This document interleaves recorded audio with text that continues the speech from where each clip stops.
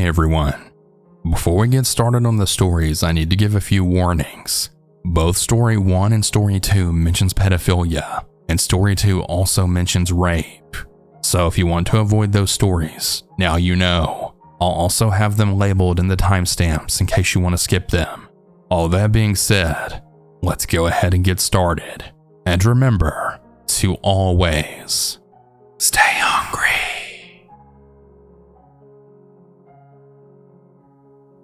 I'm a 23-year-old female, but this event took place when I was 15. Growing up, my mom was an addict, my dad was absent, and my mom's boyfriend was abusive. Fighting, screaming, and chaos was typical. Dave, my mom's boyfriend at the time, was deep into drugs as well as my mom, and there'd be random strangers constantly in and out of the house at all hours of the day. Due to the absence of proper guardianship, I'm sure you can guess that I ended up in the wrong crowd. By age 13, I was sneaking out to meet boys, drinking, smoking, and doing other things a typical 13-year-old kid should never do.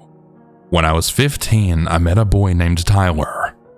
I'm using his real name because fuck him. We met one night when me and a few friends were trying to find someone to buy us alcohol. Being stupid teenagers, we would usually just ask strangers who were going into the store. Just an FYI, it's kind of scary how many adults are willing to purchase alcohol for minors. Anyway, Tyler was the first person we'd asked that night. He said yes, got our drinks, and he met us in the parking lot where we were waiting for him. He asked us where we were headed and what we were getting into tonight. One of my friends, who we'll call Sarah, then told him, "We're just hanging out, walking around." We lived in a big city with lots of busy streets, so we'd usually just walk around until we found something that caught our interest. But on this night, it was past 10 p.m. Everywhere was closing, and the roads were emptying. Tyler then invited us to go with him in his car and drive around, and us being stupid kids, went with him. Sarah and our other friend, who we'll call Kate, sat in the back together, and I was up in the front passenger seat. At the time, I was really excited that I got the front because I was honestly excited to sit by him. At the time, I thought he was a hotter, older guy with a car. I was way too naive to realize he was actually a creep. I thought the drive was fun at the time. He'd taken us on a back road that went alongside a river with trees and railroad tracks on the other side. He drove fast and he had his music turned up so loud that it was shaking the car. He started smoking a blunt and we all joined in on it. I was honestly having a good time. I didn't see the danger that I was putting myself in, or the reckless behavior of this strange man that we just left with. He had bought us 4 Locos and I'd been sipping on mine during the drive. At one point he had told me to chug, which I stupidly did. Being a 5'4", 92-pound child, I inevitably got drunk. Some of that night is pretty faded, but I remember him placing his hand on my thigh. I didn't mind because I really thought that I liked him. By the end of the night, Sarah and Kate had to head home, and Tyler said he'd drop us all off at the store that we met at. Before I got out of the car, he had asked me for my phone number. I gave it to him, and he then kissed me before I got out and started walking home with my friends. The rest of the night was a blur. The next morning when I checked my phone, I had a text from him. It said something along the lines of, "I want to see you again, and I had a good time." Again, being a naive 15-year-old, I was happy about this. The following weekend, we all met up again. He bought us drinks again, and we went for a ride again. He also drove fast, played loud music, and smoked and drank again. Except this time he held my hand the entire time. One of the songs he played was really sexual, and at one part of the song it was talking about laying you down and tasting you. He squeezed my hand gently and then smiled at me. This made me blush, but thinking about it now makes me feel so weird. Anyway, this became our routine. He'd pick us up nearly every weekend for months. Tyler and I eventually began dating even though I knew nothing about him. We'd never talk about ourselves because all we did was drive and listen to loud music. But again, I didn't see it as an issue. I thought this man was awesome. Until it happened. One of the weekends we were all supposed to meet, I got a text from him asking if it could just be me and him this time. Luckily, my instinct kicked in, and I then told him that I wasn't feeling well. I didn't want to ditch my friends because they were already on their way to meet me. The night went on as normal. Us girls just hanging out on my porch gossiping when we saw his car. He drove really slowly past my house. He didn't stop, but instead just kept going down the road. I immediately felt guilty for lying to him, and within 2 minutes, I received a text message. "Why did you lie to me?" I replied, "I'm not lying. They just brought me some snacks and were checking on me." Even though I was definitely continuing to lie. I remember him getting upset, saying that he should be the one to bring me things and to check on me. Again, I was feeling guilty, up until Kate asked, "Has he been here before? How'd he know where you live?" That's when I think my brain finally started to be like, hey, this isn't right. Because we had always met him at the store, he's never picked me up or dropped me off at my house. I texted him again and I asked him how he knew where I was. And he played it off like he had accidentally stumbled upon my street and just so happened to be driving very slowly by my house specifically. Whatever. I didn't reply because I had been distracted by my friends. Eventually my friends left and I had gone inside to get ready for bed. I showered, brushed my teeth, and turned on my TV for some background noise to drown out the sounds of whatever my mom and her people were doing downstairs in the basement. I remember waking up at 4:12 a.m. because I had checked my phone to see what time it was. I had a notification. It was a text from Tyler. It read, "Can you meet me?" It was sent just a few minutes ago, which I'm assuming is what woke me up. I texted back telling him I was asleep, but he insisted on seeing me. I had to firmly reply back no before turning my phone on Do Not Disturb and then going back to sleep. When I woke up that morning and turned my phone off Do Not Disturb, texts started to pour in, as well as missed call notifications. All from Tyler, as I'm sure you already guessed. I read each one as they appeared on my screen, noticing his attitude and tone change throughout. He started off with saying that he missed me and just wanted to see me, but it soon turned darker and he was calling me disgusting names, saying that I used him for his car and alcohol, that I was a tease, etc. I had over 20 missed calls from him as well, but my heart sank to my stomach when I received a photo from him. It was a selfie of him holding a gun to his head. He was smiling with his eyes wide open. It scared me so bad, and I stupidly texted him back, which I'm sure was his goal. I told him that I was really sorry for falling asleep and that I was tired, that I didn't mean to ignore him, etc. "Can we meet?" was his only response. I now felt creeped out and a little threatened by him, so I declined. I told him that I didn't think this was going to work out, then apologized and then blocked his number, really thinking that that was the end of whatever that was, and I simply moved on from it. I'd basically forgotten all about him, and he was just a memory me and my friends shared. A few weeks had passed and I'd gotten a message request from an account on Facebook. I didn't recognize the name, but I accepted it anyway to see what they'd said.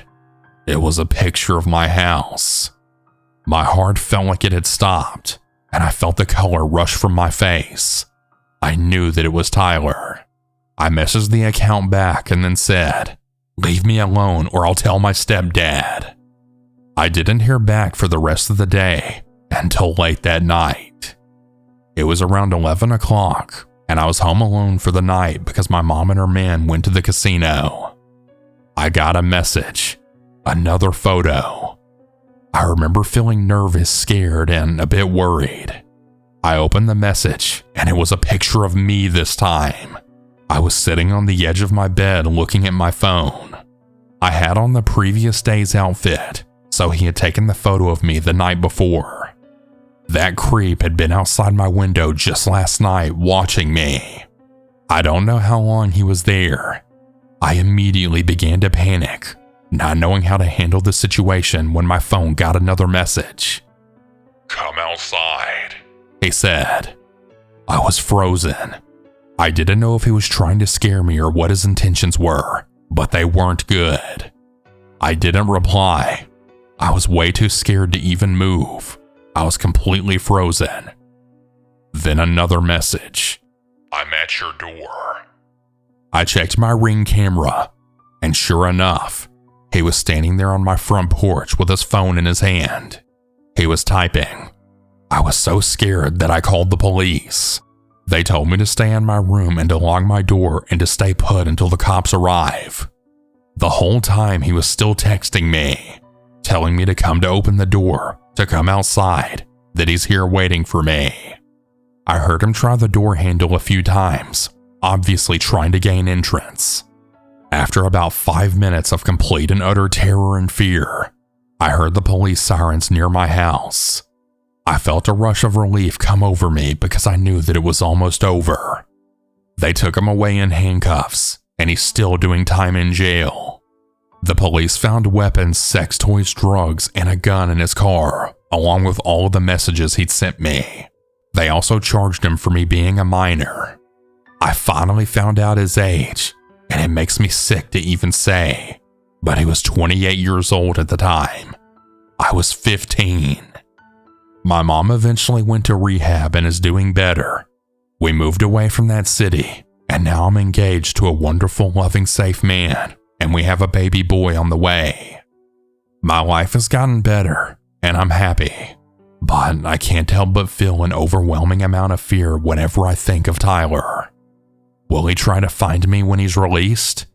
Will he do this again to another child? Girls and boys, please hang out with people your own age. Don't do what I did, and be sure to listen to your parents whenever they tell you to not talk to strangers. Stay safe out there.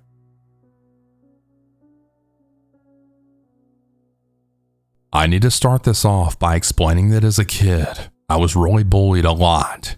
So at first I liked the attention, but it didn't last long. I was 15 when this started, and would go on and off for years afterwards. I dropped out of school for grade 10 due to some personal trauma which isn't relevant to the story, but it led me to being really depressed, and unfortunately I started taking drugs and drinking at that age. Because of this, I had finally become sociable enough to make some friends, and then someone introduced me to the guy who would later become my stalker. We'll call him Nathan because why not? Either way, I can't remember the exact situation of meeting him because I was on something at the time, but he was 19 turning 20, so he was able to buy alcohol, and well, that was good enough for me and my friends at the time. He already knew one of my friends I was with, but took a liking to me right away. He told us he'd buy us alcohol if I'd kiss him and agree to be his girlfriend. I said sure just to get the bottle. Either way, it ended up being 4 of us drinking that day. Now, the friends that I had back then liked to drink and take drugs, and because we didn't want our parents to know, we didn't go to anyone's houses, so we drank in just a secluded park area. Once it got later, my friends had made excuses to leave, and when I tried to head home, both them and Nathan decided that I had to hang out with him alone. I told them I wasn't comfortable, but they all said I owed him for buying us alcohol. After they left, he forced himself on me. At the time, my reaction was to freeze, but because of that fact and the fact that I had been drinking, I told myself that it wasn't rape. So I told myself that at least he was my boyfriend to feel less gross about the fact that I barely knew him. I gave him my phone number, which was a landline because this was way before cell phones were everywhere. He called me every day multiple times for like a week, then decided to come hang out. My parents had some family over, including my psycho aunt, but that's a whole nother story on its own. But he decided to go out for a smoke and visit with her, and tried making friends with her and telling her he was in love with me. That definitely didn't help with the fact that I couldn't be less interested in him. He knew that I wasn't, Or so he said, because he ended up asking out one of my friends, which pissed me off. I found out because I ran into her. So I called him and I told him that I knew and that I was pissed. I said that we were over and that I didn't want to hear or see from him ever again. Then I hung up before he could even say anything back. This is where the stalking begins. He kept calling me daily even though I wouldn't talk to him. My parents never answered the phone, but eventually my sister picked up one of his calls. He spent an hour crying to her and begging her to have me talk to him, telling her it was a mistake. My sister took his side and tried to have me talk to him. I took the phone and just hung up. He then tried to contact my aunt that I mentioned above. He came to my house. This went on for a few weeks. So this is also when Facebook was just starting out. So he messaged all my friends asking them for help to make me talk to him and forgive him. When he realized it wasn't working, it died down. He would then appear on and off trying to contact me with fake accounts or with his own for about a year. During that time, I had gotten a new boyfriend, which didn't last for long, but he lost his mind over this. I got multiple messages telling me that I belonged to him, that I was a whore, and also begging for me to be with him. That relationship didn't last long. I just wasn't interested in dating anyone. I really thought things had finally ended. After that, I made a new friend group, and again, not in a good place mentally. My best friend said that a friend of his showed him this abandoned house that a bunch of his friends he knew would squat in. We would go to hang out there, and Nathan was there. Not only that, but he, I guess, was in charge, as he found the house and he got to pick who was allowed in it. Everyone was just sitting in a room smoking weed, and once he saw me, he tried to have everyone leave the room so we could talk. I said no, and I begged my friend to leave. He didn't want to though, as he had planned on spending the night there. I told him that I had to leave and then went home. When we met up a few days later, he told me that he was now dating Nathan. I told my friend what happened, and I told him I was uncomfortable, at which point they didn't stop seeing him. I said that it's a bad idea and they're gonna regret it, but they just kept seeing him. Well, what do you know? They regretted it. He stole a bunch of my friend's stuff and then got arrested and lost it all while he was in jail. Once he got out, he contacted me and he started asking me to come get my friend's stuff. My friend had asked for their stuff back, and Nathan ignored them just to have me get their stuff for them. But eventually he gave up. At this point, I was trying to get my life back, and I was starting school again. I had dropped out for 2 years, and I really wanted to get my diploma. My friend had encouraged me to start at school with him, and I really loved this school. Most of the friends I have today are from that school. At this point, I had managed to block Nathan off for a few months, and things were finally over with. I met a guy that I actually liked. I started going out with my now husband at 17, and when Nathan heard I had a boyfriend, he of course lost his mind. He showed up at my school demanding I talk to him. I was really lucky at this point. I had some awesome friends who had told him to fuck off and came to my defense. He finally got the hint, and I hadn't heard from him in months. But then by chance, I was at a mall shopping with my now husband. We'll call him Kai. I was in a store by myself looking at stuff, and I guess Nathan was there by chance. He started harassing me. Now, Kai was overly protective of me due to the stalking, as well as the other dramatic events that led me to drop out of school at the beginning of the story. Plus, it hadn't been confirmed at the time, but I had been pretty sick, and there was a possibility I was pregnant. As soon as Kai saw me backed into a corner and uncomfortable, he grabbed me to leave. And when Nathan tried to object, he told him if he ever comes near me again, it'll be the last thing he ever does. That pretty much wraps up my story, except the last I heard about Nathan was about a year or two. After that, I don't recall when exactly, but he ran into my mom and had started asking her questions about me, just being friendly, I guess. But when she mentioned I was seeing someone and that we had a baby, he lost his mind.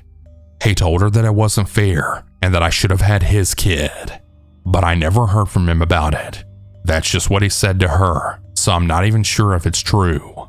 But that was 10 years ago, and I'm now happily married. I really believe that he decided to leave me alone because Kai scared him. He was a really big scary goth guy, and he isn't someone you'd want to meet in a dark alley. We've been married for years, and we actually just had our 4th and final baby. So to Nathan, if you're out there, drop dead. You were a real creep for going after a 15-year-old child, and you should be in jail.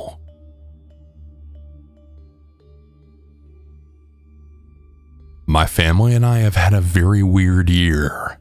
Our house was broken into. I was assaulted and close to being kidnapped. I had a murderous stalker, and I witnessed someone being taken outside my home.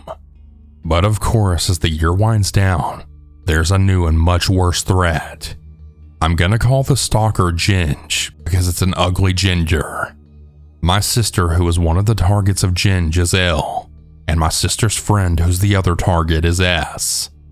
This all revolves around them, but I accidentally forced myself into the danger. L was friends with Ginge for about 2 years. They were always together, but they were a year apart.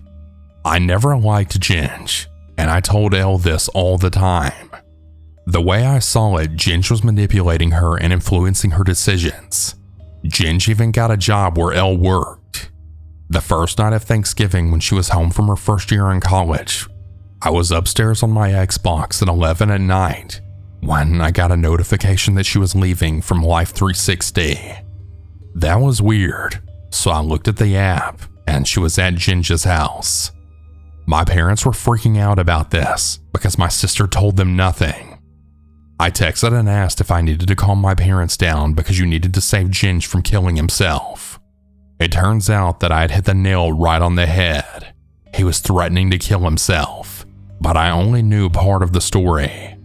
I didn't ever know how much of what was going on between them, but a few days later, I learned that Ginge and L had a falling out and were not speaking to one another. My sister also warned me to run away if I ever saw him in public. Nothing else happened for me until the start of Christmas break.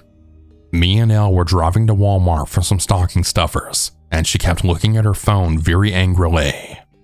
I asked her what was wrong, and she said that Ginge was turning her friends against her with manipulation. I, as her brother, was pissed, even though I didn't know everything. At 2 a.m, I snuck out to his house and I keyed his car. I even left the thing I did it with on the hood of the car. Well, about 2 days later, I was getting the mail and I found that thing in my mailbox. Things weren't looking good, but nothing more has happened to me. Now I'm going to fill in the holes in the story that I just learned on Christmas night.